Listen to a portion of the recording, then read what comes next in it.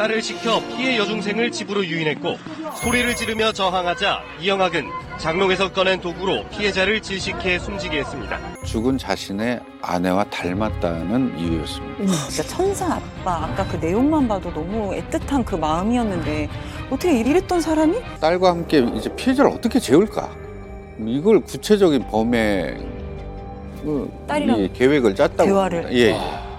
심리적으로 완벽하게 지배된 상태이기 때문에 사실 꼭조각식처럼 행동하는 이게 가능하지 않았는가. 딸의 치료비를 모으기 위해 자전거 국토 대장정에 나서고 차까지 펴낸 이 씨의 모습은 마치 천사와 같은 아버지 그 자체였습니다. 하지만 그런 이 씨에겐 아무도 모르는 또 다른 숨겨진 얼굴이 있었음이 이번 사건을 통해서 확인되고 있습니다. 현장 검증은 이 씨의 자택에서 진행됐습니다. 현장 검증에 동의하실 거죠? 딴 친구 왜 죽이신 거예요? 경찰 조사 결과 이영학은 지난달 30일 낮 딸을 시켜 피해 여중생을 집으로 유인했고 소리를 지르며 저항하자 이영학은 장롱에서 꺼낸 도구로 피해자를 질식해 숨지게 했습니다. 경찰의 신상정보 공개 결정 이후 이영학이 처음으로 맨 얼굴을 드러냈습니다.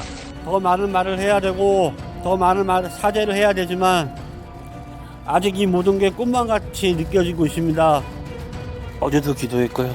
제가 대신 영원히 지옥에서 불타겠습니다. 얼굴 보여줘야! 살인마! 아, 자꾸 운전도 발전만을 기대하자!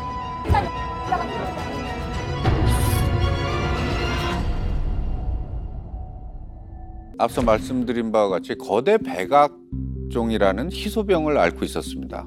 잇몸과 치아 뿌리에 이제 백악질이라는 곳이 있는데 거기에 이제 종양이 생기는.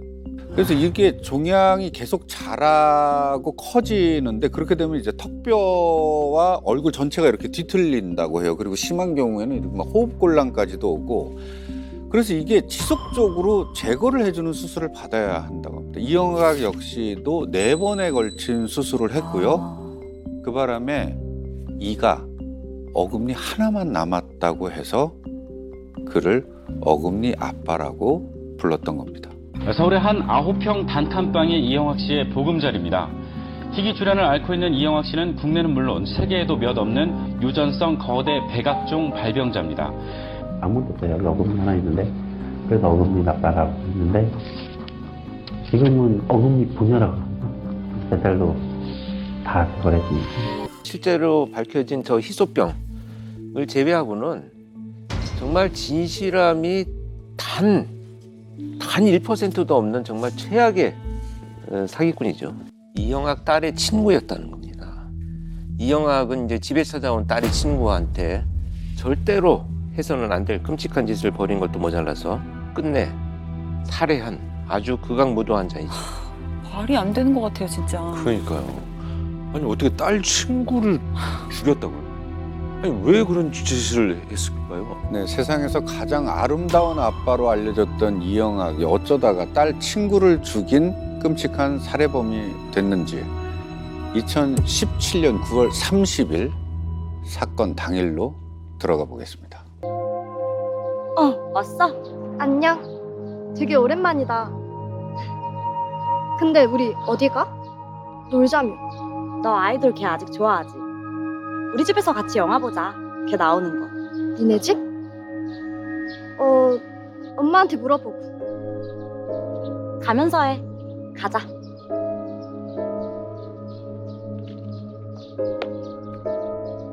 방금 그 교복 치마를 입은 학생이 이영학의 딸이고요. 옆에 있던 학생이 피해자입니다. 함께 영화를 보자면서 피해자를 유인해서 집으로 데리고 가는 장면이죠. 점심은 그냥 햄버거 시킨다. 응.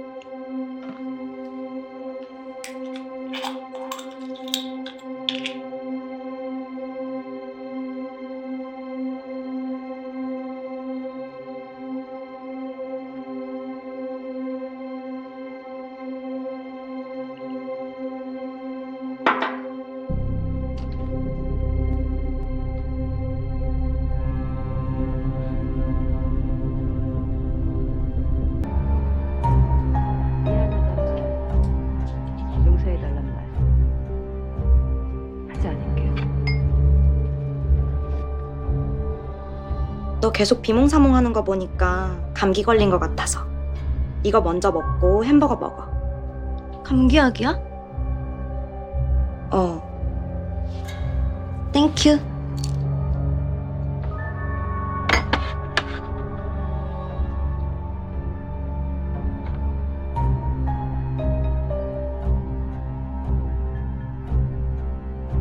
사실 저희 약은 감기약이 아니었습니다. 수면제 성분이 들어있는 신경안정제였습니다.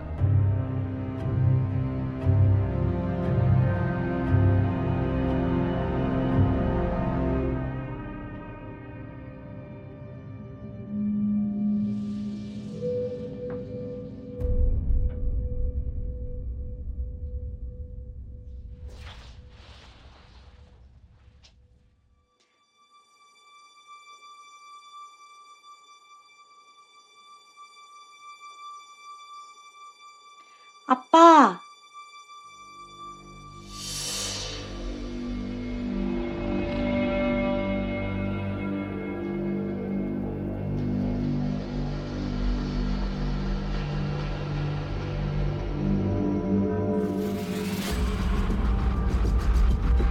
친구들 만나러 간다 그랬지? 올 때 전화해. 아빠가 데리러 갈게.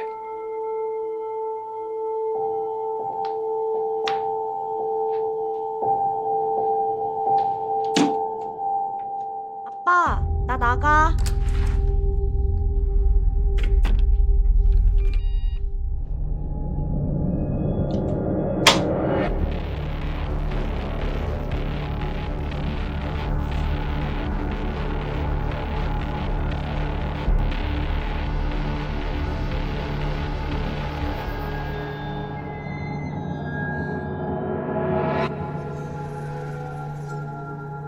이렇게 가위로 피해자의 반바지와 속옷을 자르고 성추행을 했다고 합니다. 아, 적다구 짓을 하려고 수면제를 그렇게 먹는 여러 거예요? 번. 네, 시작은 2017년입니다. 9월. 그때 추석이 길었습니다. 연휴가. 그 연휴에 막 시작된 주말, 이영학의 딸이 우리 집에서 아이돌 나오는 영화를 보자라고 하며 친구, 즉 피해자를 집에 데리고 가면서 시작이 됩니다. 그 이영학이는요, 딸을 시켜서 거실에 두었던 비타민 음료와 알약 2알을 피해자한테 먹여라. 피해자는 비타민이라는 말에 그냥 의심을 하지 않고 먹었을 텐데 그 속에는 14살 소녀에게는 정말 치명적인 양의 수면제가 이미 녹아져 있었습니다. 어떻게 아니 그 치명적인 양이라면 저희가 사실 가늠이 안 가는데 얼마나 좀 많은 양을 섭취하게 된 거예요? 함께 마신 그 드링크제에 알약이 3알이 이미 녹여져 3알이나. 있었고 그리고 따로 이제 2알을 건넸잖아요. 그거 역시도 하여튼 이영학은 자신의 딸에게 그런 계획을 어떻게 보면은 사주했죠. 친구에게 약을 먹여라. 그렇게 하고 피해자는 결국에 그 약이 얼마나 센지 그냥 햄버거를 한 입 베어 문 상태로 쓰러졌다고 그럴 해요. 수밖에 없을 것 같아요. 야 그 정도 양이면. 그리고 곧바로 딸은 외출을 내보내고 나가서 놀고라고 한 다음에 그런 상태, 한거 불능 상태의 그 피해자를 차마 입에 담을 수 없는 성추행을 정말로 긴 시간 동안 벌어지게 됩니다. 이런 식으로 자기의식으로 뭔가 할 수 없는 상태를 만들어 놓은 다음에 이영학은 그 다음날 아침까지입니다.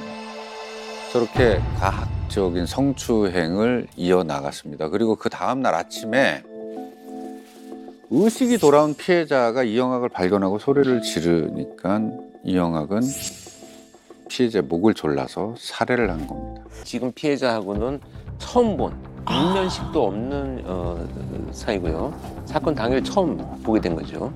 심지어 이영학의 딸도 피해자를 만난 것이 1년 만에 만났다고 합니다. 초등학교 동창인데 서로 다른 중학교에 진학을 하면서 자연스럽게 이제 왕래가 끊어졌는데 이영학의 딸이 1년 만에 전화를 해서 연락을 해가지고 오게 된 거죠. 2017년 9월 30일이죠. 아내가 사망한 지 한 달도 채 안 된 시점입니다. 저 때가. 그리고 집에선 딸과 단 둘이 지내고 있었죠.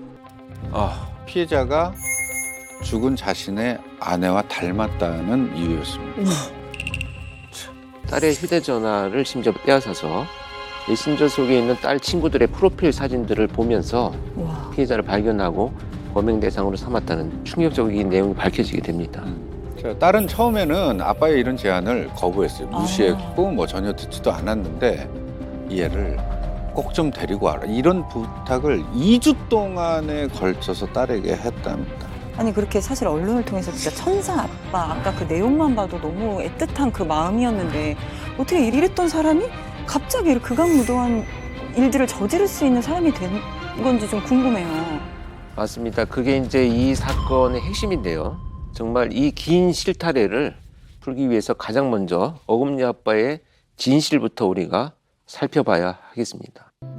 아내를 처음 만난 건 학교를 자퇴하고 알바로 일했던 어느 횟집에서였어요. 아내는 저 당시 17살로 가출을 한 상태였다고 해요. 근데 아르바이트를 하러 갔다가 이제 이영학을 처음 만났고요. 두 사람은 곧바로 반 지하에서 새빵살이 동거를 시작합니다. 그런데 태어난 지 1년 반 만에 내 딸이 나와 같은 희귀병인 거대 백악종 진단을 받고 말았던 겁니다.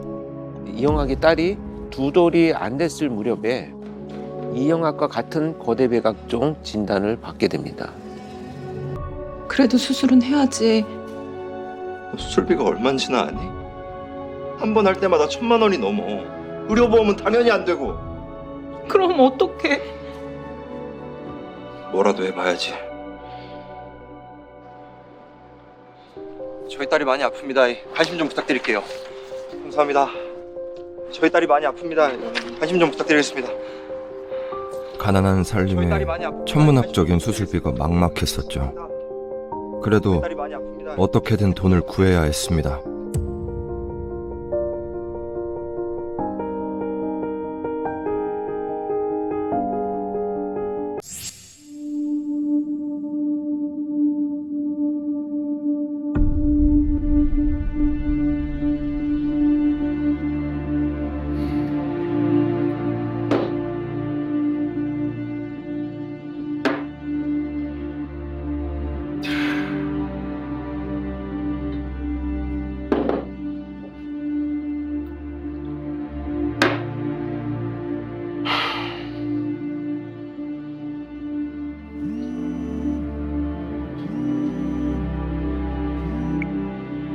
여보세요.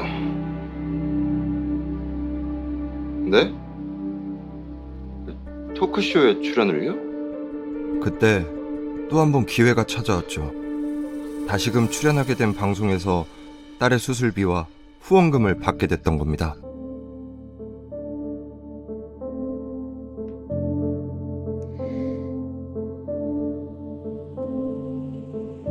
딸애를 향한 내 진심과 사랑, 그보다 더 큰 희생을 알아봐 준 거예요.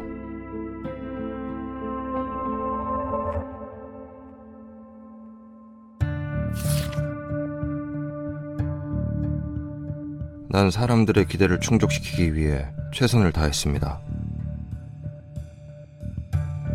자전거를 타고 대한민국 팔도를 달리는 일도 마다하지 않았고, 급기야 미국까지 날아가 딸의 치료비 마련을 위한 모금 활동까지 벌였었죠. 이제 27개월을 갖지는 딸은 지금 어른보다 더 끔찍한 고통을 견뎌내고 있다. 아빠에게서 유전성 암내 장애를 물려받은 아이. 이영학은 사는 게 힘들어 딸과 함께 세상을 등지려고 했다. 뭐 이렇게 감정의 호소를 했습니다. 그리고 방송국과 또 어떤 한 치킨 프랜차이즈 회사의 후원으로 서울 강동구에 치킨 가게를 열게 됩니다. 이 치킨 가게는 개점 첫날에 229만 원가량의 매상을 올렸다고 합니다. 굉장히 호황을 누린 거죠. 그런데 1년 만에 폐업을 했습니다. 1년 만에 폐업은 굉장히 빠른 건데 왜 그랬던 거예요? 알고 봤더니 사실 제대로 운영을 안 했던 거예요. 아, 이영학의 치킨 가게에서 아르바이트를 했던 한 그 사람에 따르면 처음에는 가게에 자주 나오고 열심히 뭔가를 하는 것처럼 주인이 이영학이 이렇게 행동을 했는데 중반부터는 아예 나오지도 않고 굉장히 음담패설을 일삼으면서 그런 이상한 행동들을 보였다 이렇게 증언을 하고 있습니다. 아빠의 어금니가 남아있는 한, 만약 그것도 없어진다면 아빠의 눈물이 남아있는 한 아빠가 이만큼은 도중에 포기하는 거 없이 다 해줄게. 너무나 사랑해. 나의 전 사랑해. 하여튼간에 이영학의 감성파리는 제대로 먹혔습니다. 그 더 많은 사람들이 어금니 아빠의 사연을 안타깝게 생각했고 4,367만 원이라는 거액이 후원됩니다. 이제 치킨집을 폐점한 이후에 아예 보셨다시피 후원금 사무실이라는 공간까지 마련하고 본격적인 이제 후원 사업, 자기가 수혜를 받는 거지만 하여튼 후원 사업을 열게 되죠. 그러면서 이제 자신의 딸이 1회에만 1,000만 원이 넘는 거대 백악종 수술을 받아야 된다. 이렇게 계속해서 방송 출연을 합니다. 기가 막힌 거는 이제 시작입니다. 이 어금니 아빠로 SNS나 유튜브, 홈페이지, 온라인 커뮤니티, 각종 채널을 다 개설을 합니다. 와. 아주 다각도로 이제 후원금을 모집을 하기 시작하는데요. 20년치 딸 수술비를 모으겠다라는 목표를 세워놓고 이제 국토대장정을 개최해서 자원한 사람들과 함께 자전거로 이제 전국 일주를 하고요. 심지어 미국까지 가서 저렇게 모금을 했습니다. 우리 부녀는 전 세계 300만이 앓고 있는 희귀암을 앓고 있습니다. 홈페이지에 오시면 핸드폰 1,000원 후원이 가능합니다. 70만 명이 모이면 병원비가 만들어집니다.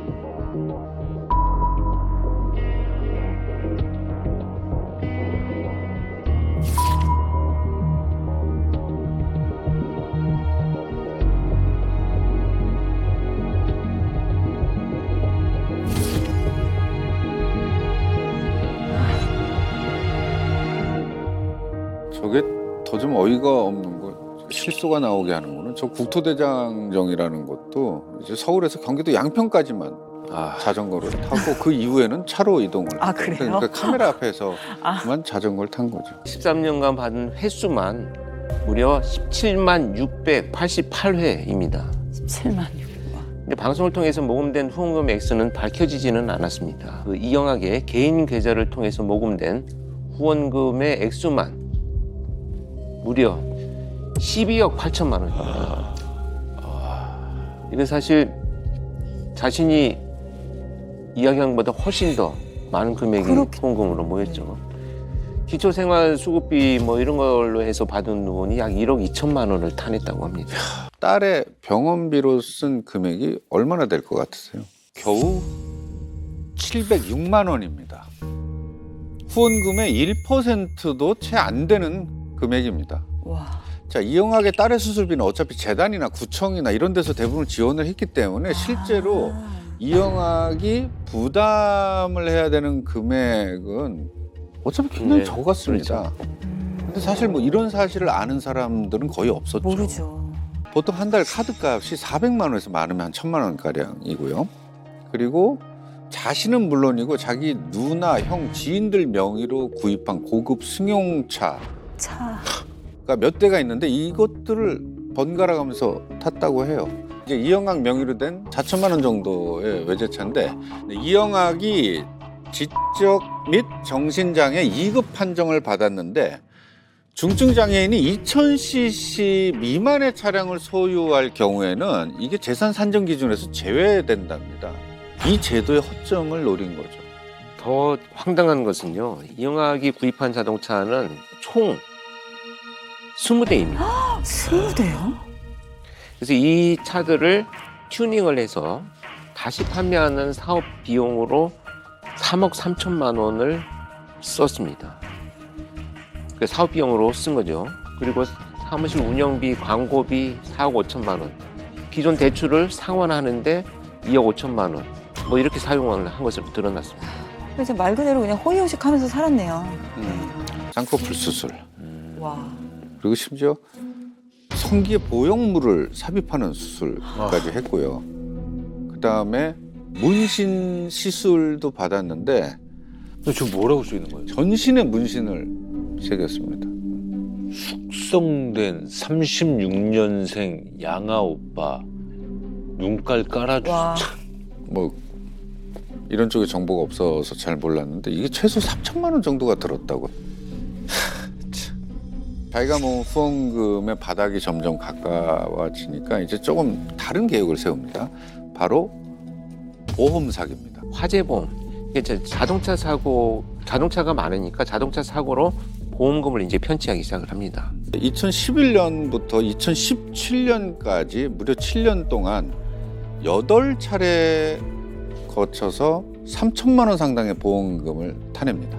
그 아내분은 이영학의 이런 행각을 보고 말리지를 않았었던 건가요? 근데 이게 처음부터 마지막까지 이게 정상적인 뭔가 부부 생활, 결혼 생활이다라고 느껴지지가 않았거든요. 저희가 그 진실에 조금 접근을 해보겠습니다. 컷! 오케이! 아이고, 수고하셨습니다. 아이고, 잘했어. 후원금 더 들어오면 더 좋은 곳으로 이사도 가셔야 될 텐데. 아이고, 아니에요. 아니, 돈은 전부 우리 딸 치료비하고 수술비만 써도 모자란걸요. 그래도 이렇게라도 도움받을 수 있어서 얼마나 감사한지 모릅니다. 이게 다 피디님 덕분입니다. 아유, 아니에요. 딸 일이라면 밤낮 할 것 없이 발벗고 나서시고 괜히 천사아빠 하는 게 아니라니까요. 아무튼 이번 방송도 저희가 잘 만들어서 후원금 더 많이 모일 수 있게 힘쓸 테니까 우리 어금니 아빠도 화이팅 하시는 겁니다. 네, 감사합니다. 진짜 감사합니다. 네, 가보겠습니다. 네, 들어가세요, 피디님. 에이, 감사합니다. 아이씨, 꼴랑 5분짜리 하나 내보낸다더니 더럽게 상상내네.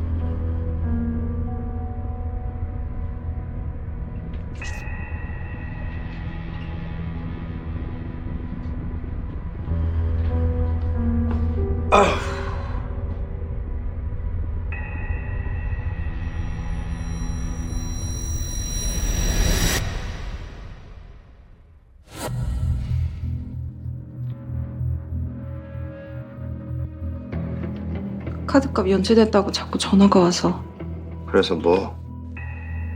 카드도 막혔나 봐요. 아이씨, 그놈의 돈 진짜. 어차피 후원금 통장 하나 더 파면 다 해결되잖아. 어? 그렇게 궁하면 네가 좀 빌려다 갚든가. 그게 당시 외제차 할부금이랑 접대비가 많이 나와서 그런 거예요. 근데 그래서 이 집안에 돈 없는 게 다 내 탓이야? 여보, 나 그런 말이 아니라.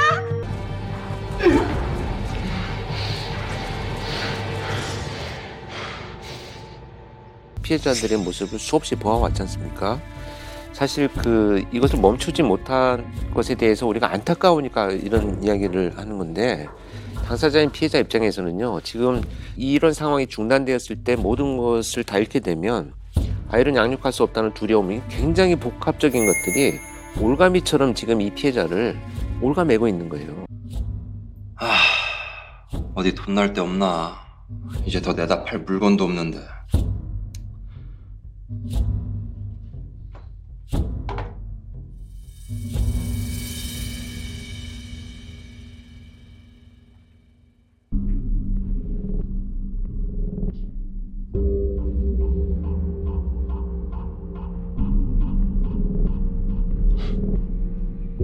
야, 너도 알바나 해라.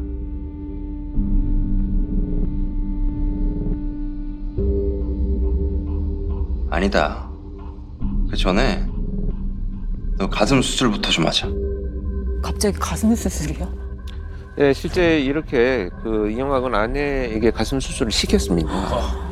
본인 홈페이지에는 딸에게 젖을 먹이느라 작아진 아내의 가슴을 수술을 해줬다. 내가 줄 수 있는 마지막 선물이다 이렇게 표현을 했고요.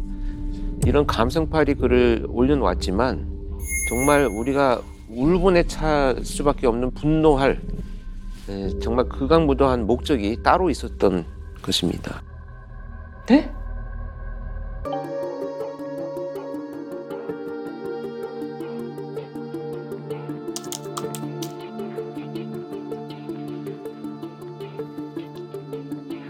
그래서 시작한 게 성인용 안마방이었어요.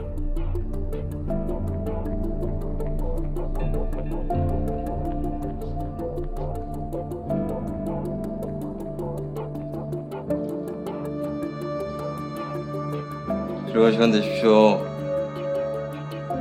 그동안은 내가 가정을 위해 열심히 뛰어다니며 돈을 벌었으니 이젠 아내가 대신 나서도 괜찮잖아요.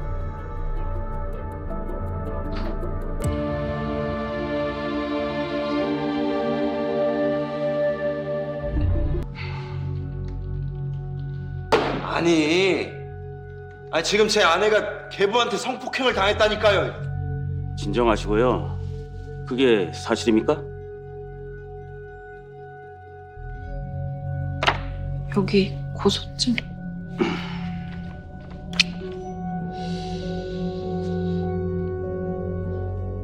그러니까 여기 계신 남편 이영학 씨가 아픈 딸의 치료비를 모금하기 위해 미국에 간 사이 당했다는 거죠. 장소는요? 응? 시댁에서요? 아니 이번 한 번뿐이 아니고 지난 8년 동안 수차례요. 거기 고소장에 다 써 있잖아요. 증거는요? 증거도 확보하신 거죠? 증거요?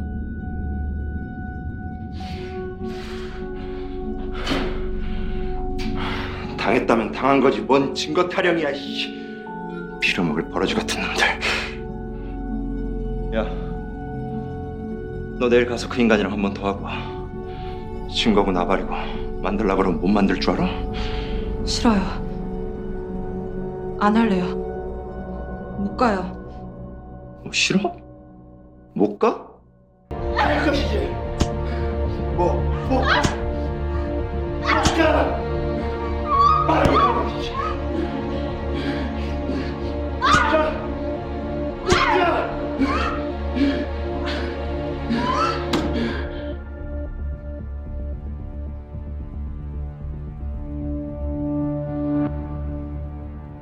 시간 얼마나 필요해? 한 1시간이면 되지. 대충 놓친 내 입맛대로 좀 맞춰줘. 너 잘하는 거 있잖아. 아이씨, 똥 씌운 표정 안 풀래? 솔직히 니들 둘이 그냥 아름다운 시간 보내는 거지. 안 그래?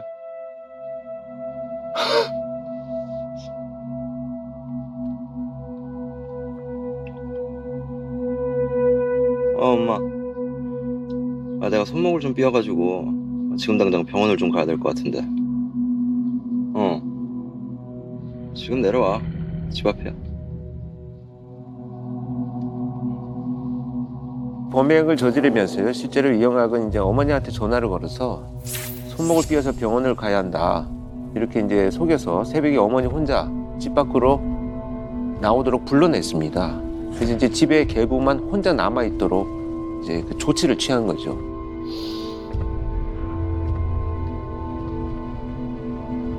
녹화 잘해라. 이 짓거리 2번 하기 싫으면. 녹화요? 저도 찍으라고 시키는 거예요 지금. 와. 그러다 들키면? 들키면 땡큐지. 암튼 내가 엄마랑 잠깐 얘기하러 나간 사이에 그 인간이 먼저 달려들어서 너 목 조르고 몇 대 때리고 그리고 너 강제로 강간당한 거야. 알았어? 경찰서 가면 말 똑바로 맞추고 가.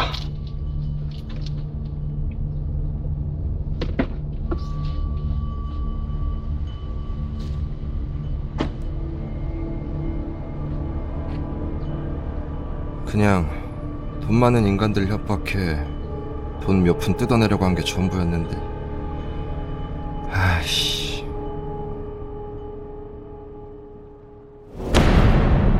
어머.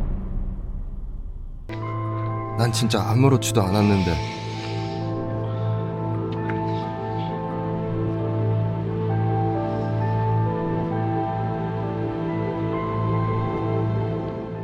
별개의 사건이지만 이영학은 아내의 죽음 때문에 지금 벌어진 일이라고 말을 하고 있습니다. 뭐 이건 뭐 한 번은 저희가 좀 짚고 넘어가야겠습니다. 자, 이영학은 아내가 사망하긴 3개월 전인 2017년 6월에 강남의 어떤 오피스텔에 불법 마사지 샵을 차리고 아내에게 성매매를 시킵니다.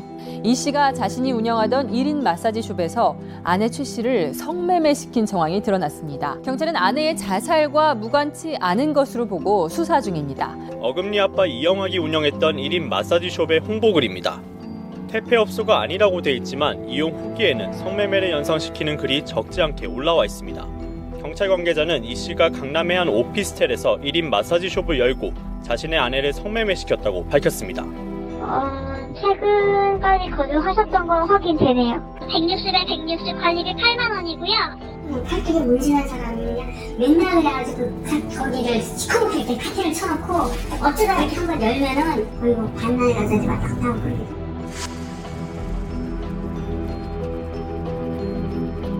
음. 14회에 걸쳐서 성매매를 알선했다고요. 아내한테. 근데 뭐 성매매도 참 경악할 일인데요.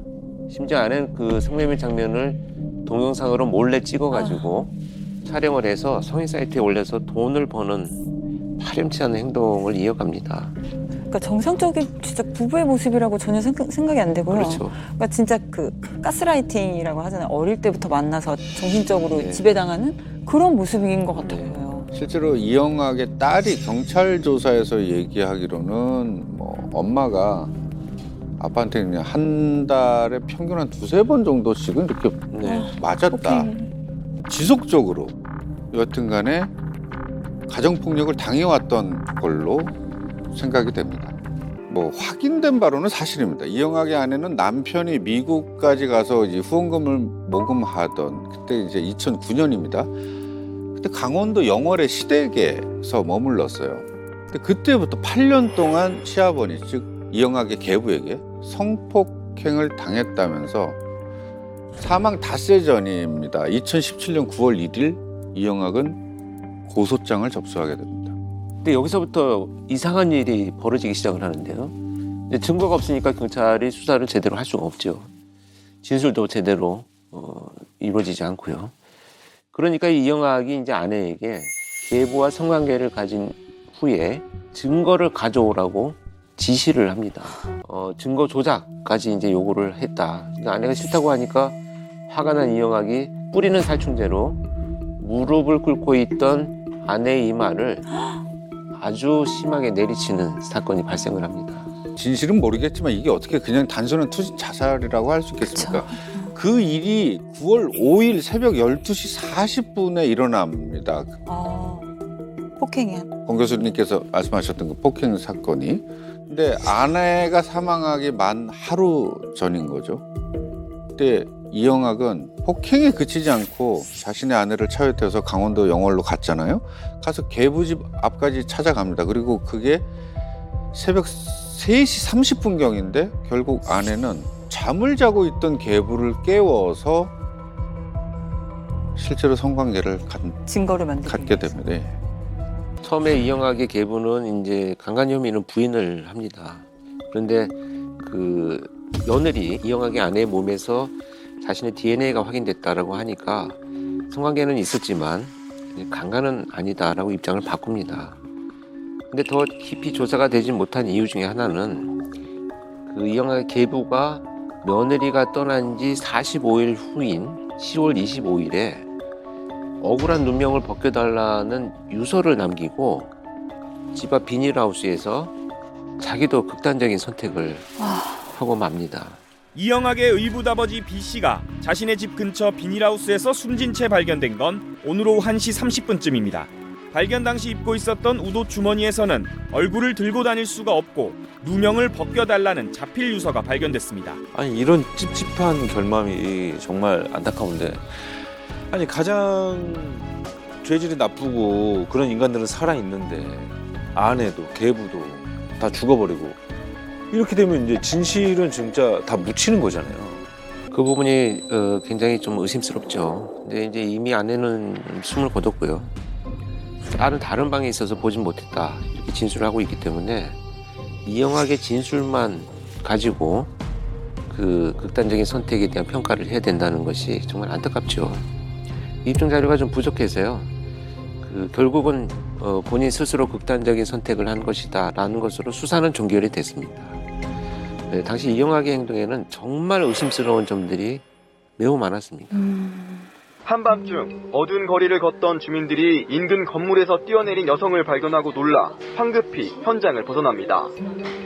어금니 아빠 이 씨의 아내 최모 씨의 투신 직후 상황입니다.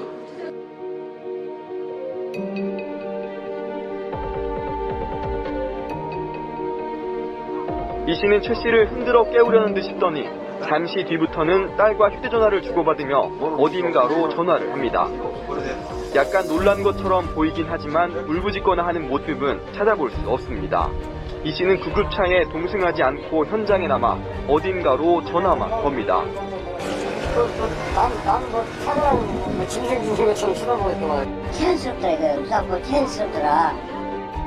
아내가 극단적인 선택을 한 그 현장을 직접 목격을 했음에도 불구하고 정말 무덤덤한 태도를 보였고요. 심지어 구급차에 동승하지도 않았습니다. 근데 게다가 이제 아내를 실은 구급차가 떠나는데도 어디론가 전화만 하고 있는 모습이 CCTV에 그대로 포착이 됐습니다.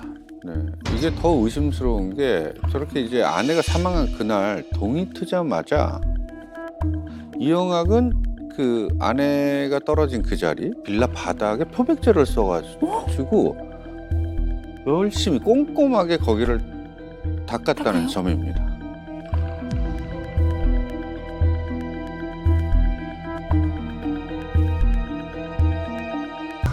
늘 그랬었어 넌 참 예뻤어 말할 때마다 웃는 눈도 엄마 좋아하는 거 같지? 캔들이랑 다 엄마 좋아하는 거 같지? 가장 이해가 안 되는 것은 아내의 시신을 직접 염하는 모습을 자기가 촬영을 했어요. 직접 염을 했어요? 네, 직접 자기가 염을 하면서 연실에서 촬영을 했는데 이 영상을 방송사에 보냅니다. 그래서 그 방송사에서 방송을 한다는 조건으로 3,500만 원의 장례비를 요구를 합니다.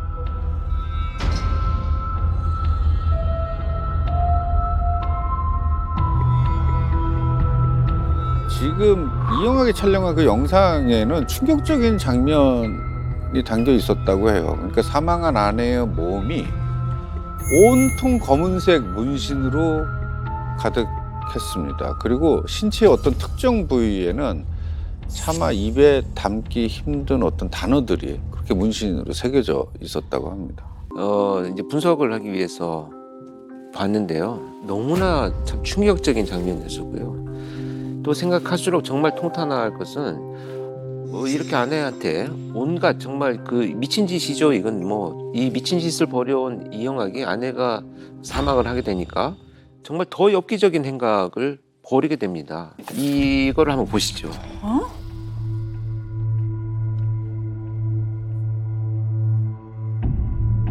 이걸 올렸다는 거예요? 자신의 아내가 사망한 지 3일 후에 올린 글입니다. 어떤 성인 사이트에 본인이 직접 올린 거예요. 와. 그러니까 이영학은 결국 이제 그 변태적인 성욕이죠. 이것은 이제 아내를 통해 다양한 방식으로 해소를 해왔던 것으로 보이고요. 그런 이제 아내가 사망을 하니까 그 아내를 대신할 존재를 적극적으로 이렇게 찾아다닌 것으로 보여집니다. 이제 성인 여성은 쉽게 만날 수가 없죠. 그러다 보니까 통제가 쉬운 나이가 어린 여성을 만나야 되겠다라고 생각을 하고요. 피해자, 여중생이던 딸 친구를 범행 대상으로 삼게 된 겁니다. 14살부터 20살 아래까지 개인방과 샤워실을 제공해 주겠다는 글을 SNS에 여러 번 올렸습니다. 뭐 이땐 뭐 이게 구체적인 범행으로 이어지지는 뭐 않았지만, 근데 하지만 안타깝게도 이제 14살이었던 딸 친구가 피해자가 된 거죠. 자, 근데 그 뒤에는 상상하지도 못할 조력자가 있습니다. 이게 바로 공범이자 이영학의 딸인 이양이었습니다. 너 혹시 주변에 뭐 집안 사정이 좀 안 좋거나 부모님이랑 사이 안 좋은 그런 친구들 없어? 아빠가 요즘 좀 외로워.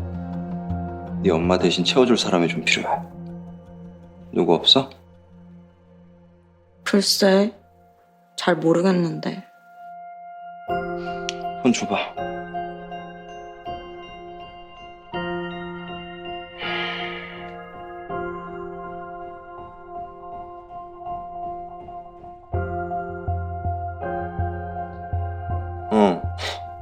얘 괜찮다. 얘가 네 엄마랑 좀 닮았네. 얘부터 데려와. 얘는 초등학교 때 친구라 지금은 연락도 잘 안 하는데. 야, 아빠가 너한테 돈을 얼마나 많이 쓰는지 몰라서 그래?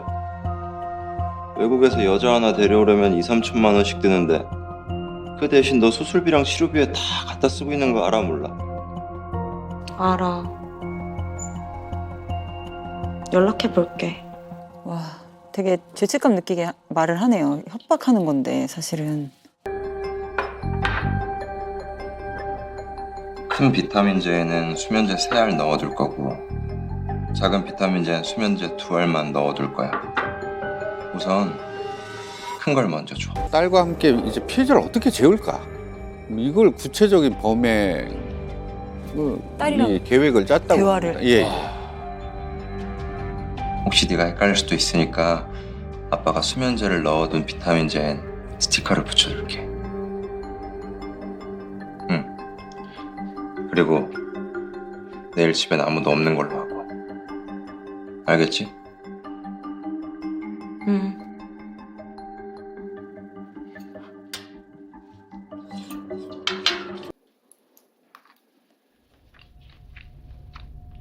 유나는? 죽었어?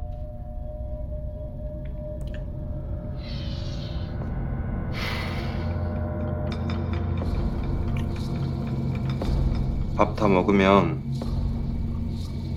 여행용 가방에 담아야 되는데 도와줄 거지?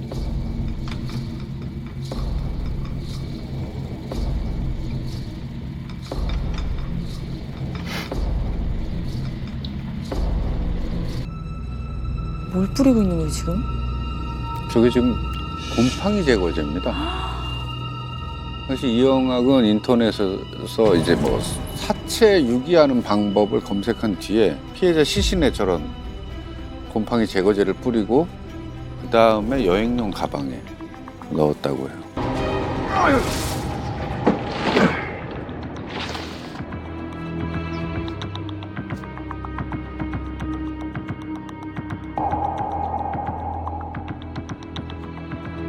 유나 못 봤어? 가출한 건가? 걔네 엄마 엄청 찾고 난리던데. 괜찮아. 살아는 있겠지.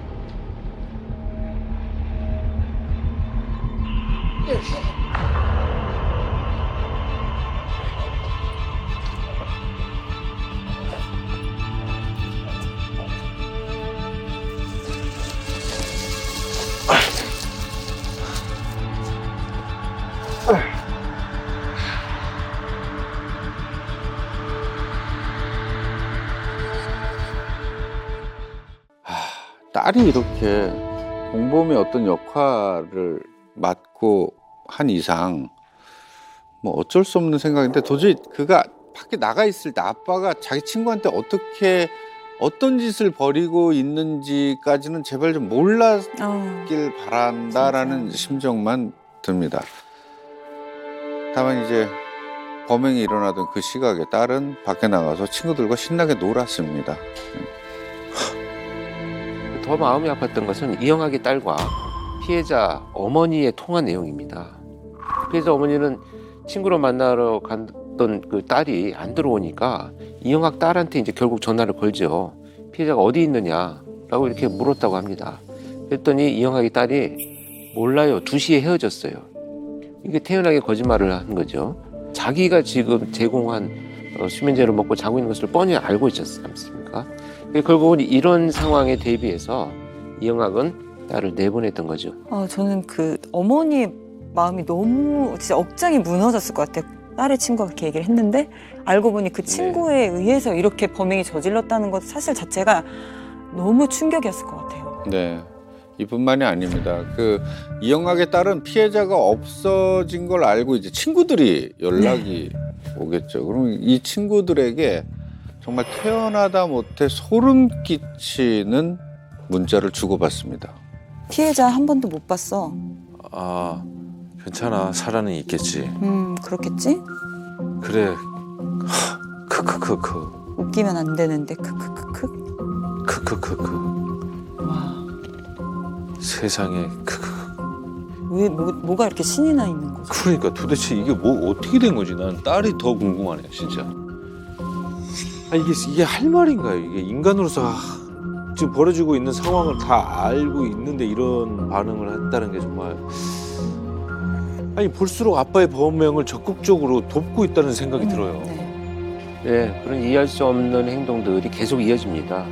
아빠의 지시대로 외출했다가 결국 집에 돌아온 이 딸은 이영학이 피해자가 죽었다 이렇게 이야기를 하면서 그 시체를 여행용 가방에 담아야 된다고 하니까 알았다고 하면서 아버지하고 자연스럽게 뭐 볶음밥까지 해 먹고 시체 처리를 도와서 야산에 유기하는 것까지 적극적으로 이렇게 도왔다는 것이 밝혀졌습니다.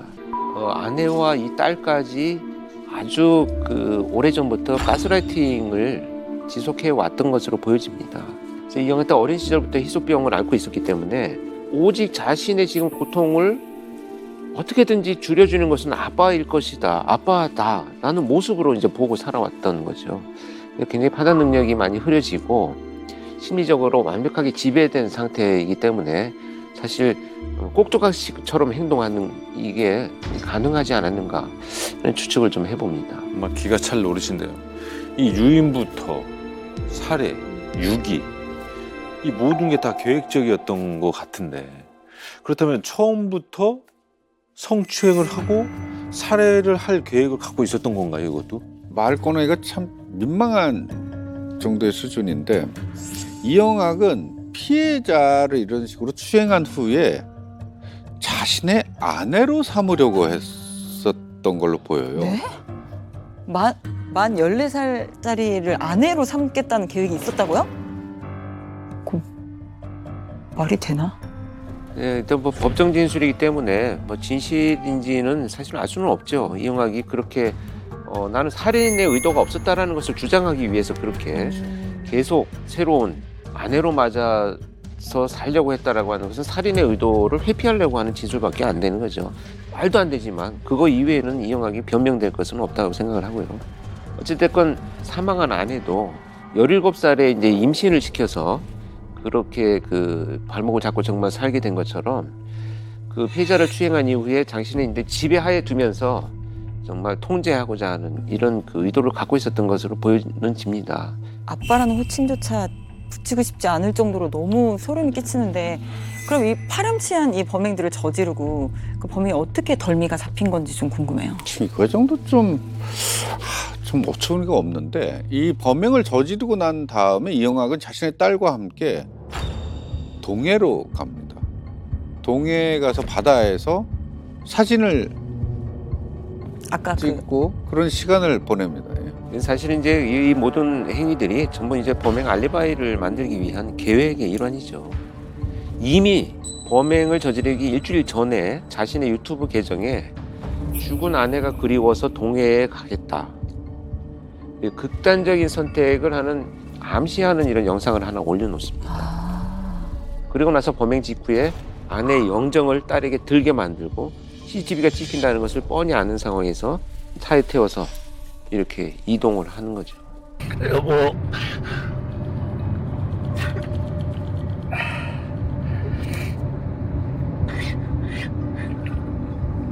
진작에 당신 따라갔어야 되는데 이게 어떻게 남기려고 하니까 이게 일이 되게 복잡하게 돼서 내가 약을 넣었는데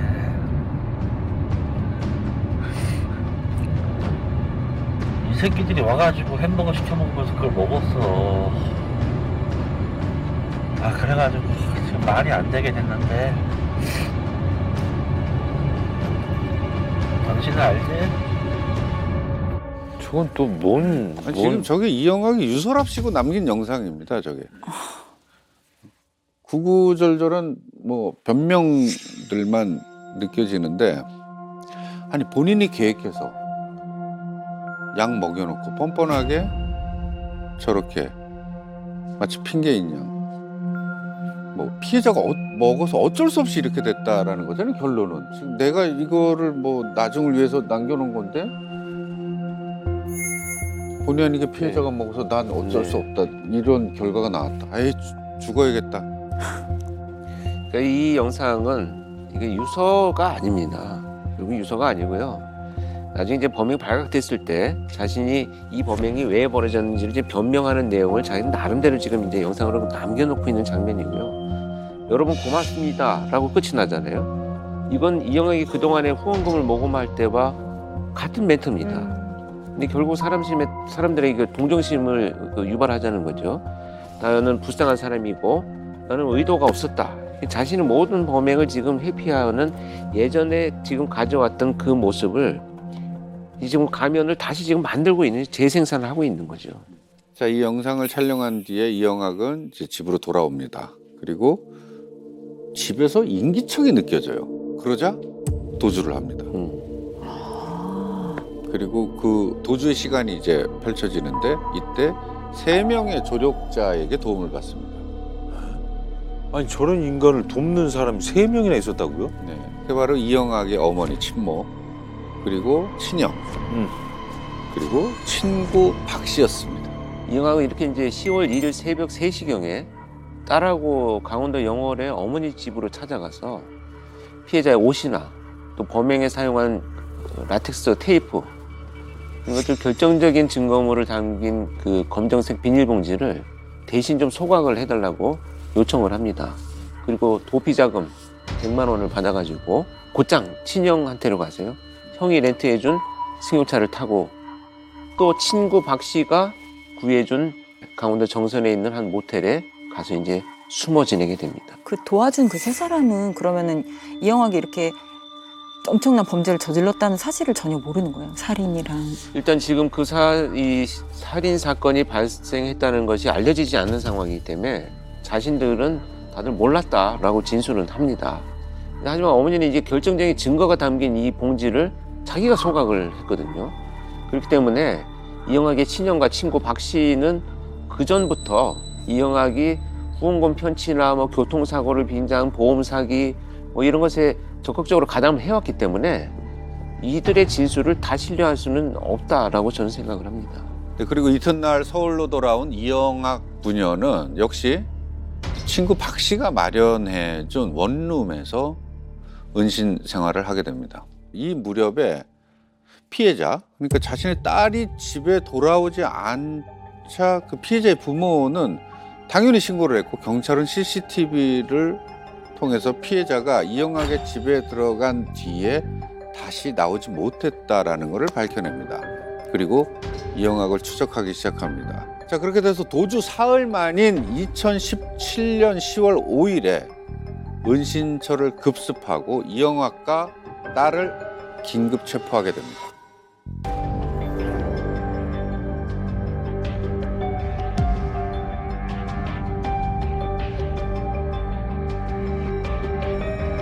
이양이 가슴에 액자를 아는 것도 눈에 띄는데요. 어머니 영정사진으로 추정됩니다. 여중생인 딸의 친구를 살해한 혐의를 받고 있는 이영학이 경찰의 신상정보 공개 결정 이후 처음으로 맨 얼굴을 드러냈습니다. 아내가 죽은 후 계속 약에 취해 있었고 한동안 제정신이 아니었습니다. 딸 A의 친구인 피해자를 범행 대상으로 선정하여 성적 욕구를 해소할 목적으로 범행하였다고 진술하였습니다. 수면제 왜 줬어요? 아빠가 친구는 왜 부르라고 했어요? 그럼 마지막으로 피해자분께 하시고 싶은 말 한마디만. 어제도 기도했고요. 제가 대신 영원히 지옥에서 불타겠습니다. 그거는 확실하고요. 그리고 한 가지 부탁이 있습니다. 9월 5일에 제 아내 죽음 자살에 대해서 좀 진실을 밝혀주십시오.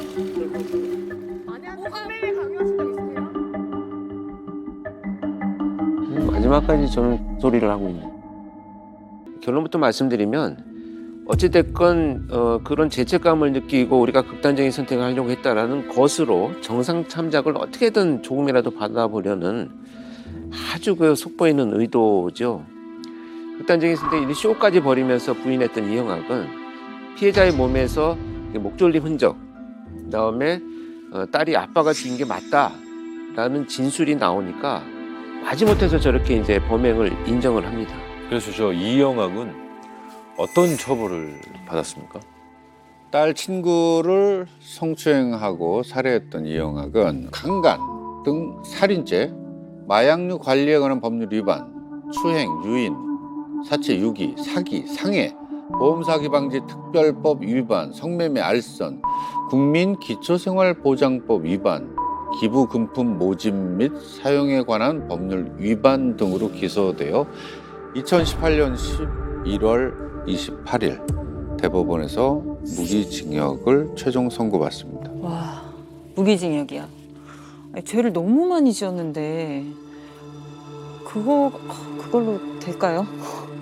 1심 재판부에서는 이영학에게 일단 사형을 선고를 합니다.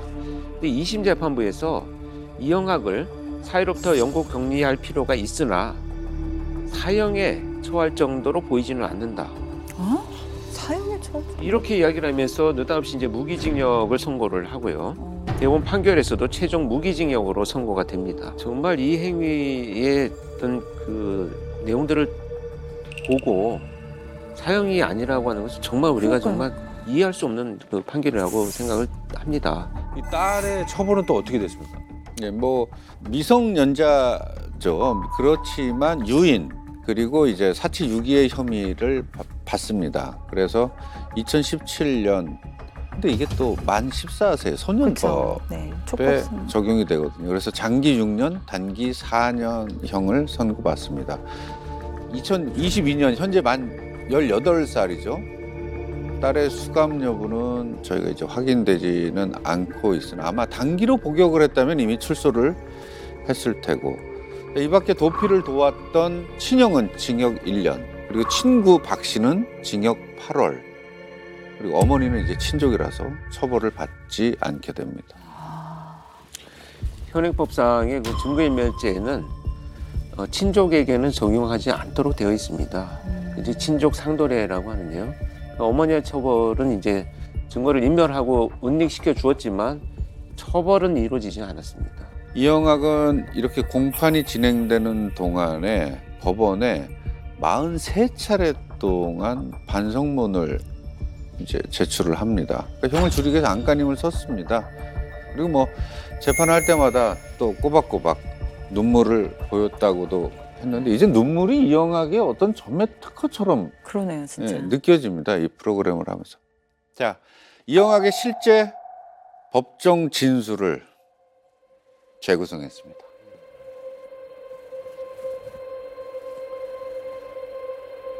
피고인 이영학은 마지막으로 하고 싶은 말이 있나요?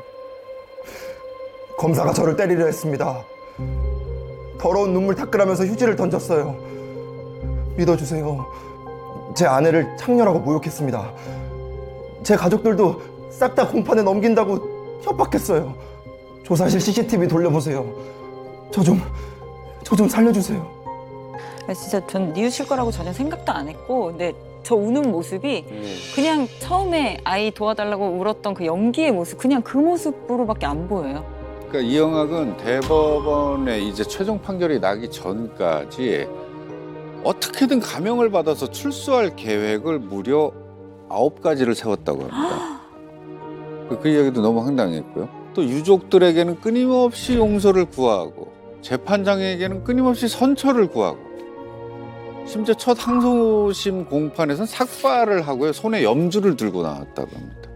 그러면서 막 죄송하다고 울부짖는 거죠.